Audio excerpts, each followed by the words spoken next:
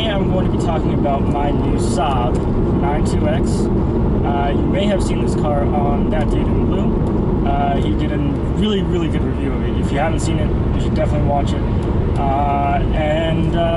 Then it spun a bearing. So yeah, I'll fill you in on the origin story of the car. I found out about the 92X. I wanted specifically a 92X. I wanted the silver one, I wanted a manual transmission, and I wanted the sunroof. And this was the only one I could find, and it was in Pennsylvania. Now I live in Florida, so it was a bit of a travel, but you know, I got on a plane 1,000 miles away. I look at the car. Really scary buying a car that you've never seen before, by the way. I don't know if I'd ever actually seen a 92X Aero. I'm sure I had, but I hadn't even thought of anything about it. So this was that was my complete first exposure to the car. I looked at a WRX while I was here in Florida, just to give myself a little idea of what to expect, but really kind of going in blind, kind of a scary experience. Yeah, so I flew 1,000 miles, Pennsylvania. I get the car, drive it, everything seems fine. No sign of anything wrong at all. Then, 300 miles later, Richmond, Virginia, I'm with ThatDudeinBlue. He's reviewing my car, and then at the end of the review, knock, knock, knock, knock, knock, knock, knock. Rod knock. Well, all right, we pull over. We don't know it's rod knock yet. We check the car for knocks. David calls some of his friends just to come, lend their opinion. The consensus seems to be, yeah, it kind of sort of sounds like rod knock, and it was low on oil, so we started really suspecting rod knock. We take it to the dealership in Richmond. Only one open on a Saturday, with the service department open on Saturday, and he confirms it is indeed lower end knock is the word he used. So that's it. I don't want to drive a car 700 miles home with rod knock. So I call up my dad. He calls in some favors. A family member comes out, picks me up. Huge thank you to the family member who picked me up. His name is Doug. Really nice guy. Came out with an enclosed trailer in his truck that night. It was amazing. And huge thanks to my dad for footing the bill for that, for the gas, or the diesel rather. And huge thanks to David and his family for letting me stay. A lot of support that I got from friends and family on that one, and really thankful for that. But when I did finally get the car home, it was time to decide what to do with it. Well, I thought about engine swaps. I thought about like a JDM EJ207. I thought about maybe trying to get an EJ255 short block and doing like a hybrid motor. Eventually, I just thought, easiest thing to do is going to be to get a stock EJ205 short block and put it back together. I figured brand new engine, I can run some good, decent boost on it and be, fairly comfortable that it's not going to go wrong on me. And I don't want to bother with having to get it tuned or anything right off the bat. So that was my logic behind that decision. I wanted to be, back up and running as soon as possible, and that was the best way to do it. The reason I went with a brand new short block instead of just an EJ205 from a different car, I really wanted to get the best bang for my buck, and while it would have been significantly cheaper to get a used short block, it would have been like an 100,000 mile short block, or long block rather. I probably would have bought it as a long block, versus what I have now, which is a brand new short block, and some heads. Mine were cracked, so I bought some new heads off my machinist. He did a valve job, so basically brand new motor, as far as I'm concerned anyway. Now, that's the theory. How it actually works out is very different, because when I started up with the brand new motor, it was still smoking. I determined it was indeed the turbo that was leaking oil in the first place, that was causing consumption, that caused the eventual oil starvation and engine failure the first time around. So I ended up having to buy a new turbo. I bought one on Craigslist, $400. It looked perfect. It looked perfect. It was not perfect. I have it on here right now, and it works, but it burns coolant, a lot of coolant. there was actually coolant dripping from my downpipe when my mechanic took it off. I took it to a mechanic after I got the engine swap done just to check my work. Because, I swapped it in my garage in my spare time. It was, it was a long job, and it was smoking, so I wanted to know why, and I wanted to get an expert's opinion on why.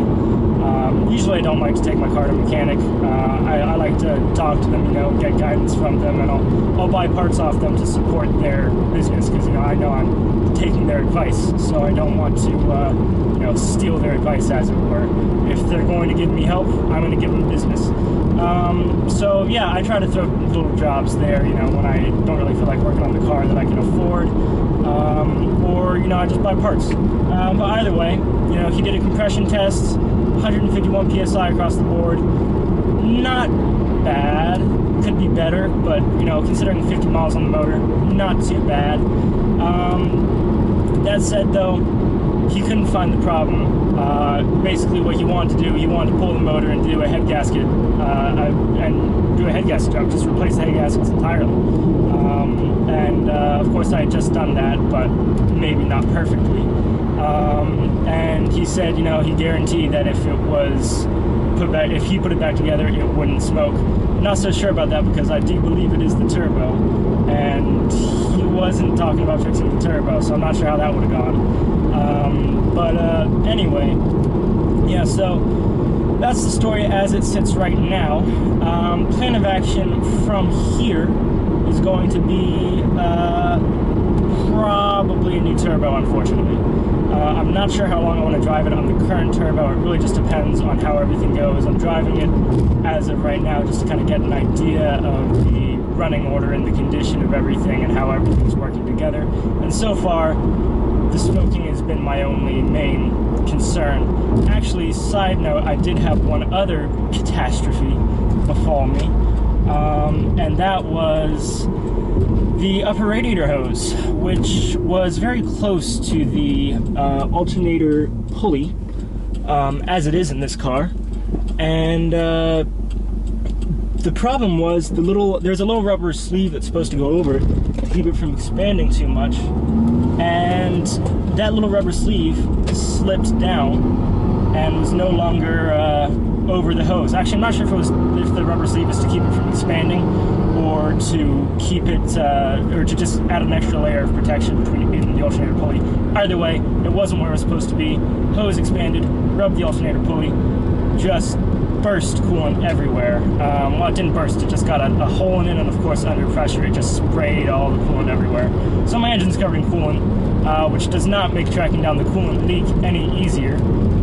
But, I do believe it is the turbo. So I'm going to pull the turbo, and I'm going to try to, figure out what went wrong, where it went wrong. I'm going to see if, just little tweaks here and there could fix it. Maybe a coolant line is loose or leaking or something. Don't really know for sure. And hopefully that goes well, but I'm not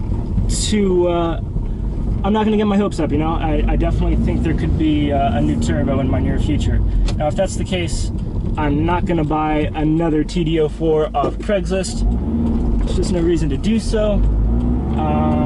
I'll probably end up just buying a Blouch 16G and some new injectors, and seeing where I go from there. Probably just get it tuned, and God, my shifts are horrible right now, I'm sorry. I'm still getting used to the car.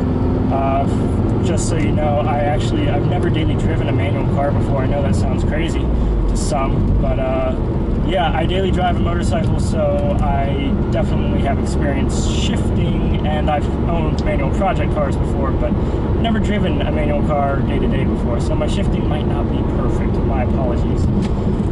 Anywho, that is the story as of right now on the Saab.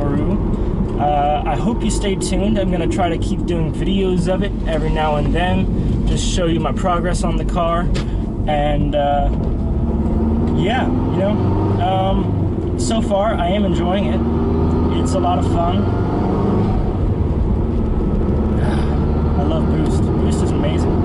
It's not as comfortable as my last car. That's the only drawback, really, but can't have it all, right?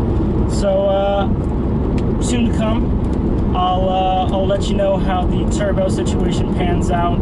Hopefully everything goes well. I'll also be taking the opportunity to gut my up pipe and maybe paint my intercooler with a Swedish flag, because why the hell not? Yeah, hopefully all that goes well. I'll let you guys know. And soon, basically as soon as the car is at 100%, I'll be taking it to the racetrack, put down some quarter-mile times. Very conservative though, because I don't want to blow my 130,000 mile old tranny. But you know, I'm going to do my best to do nice, smooth, easy quarter miles. Probably not going to be blistering, but hopefully they'll be respectable. And in addition to that, I'll probably do a review, a full review. David's review was great, but I want to do like a really in-depth, you know, 1,000 miles later kind of review. So soon to come. Stay tuned. You know, any questions or comments, leave them below, and I'll be sure to get back to you. Thanks for watching.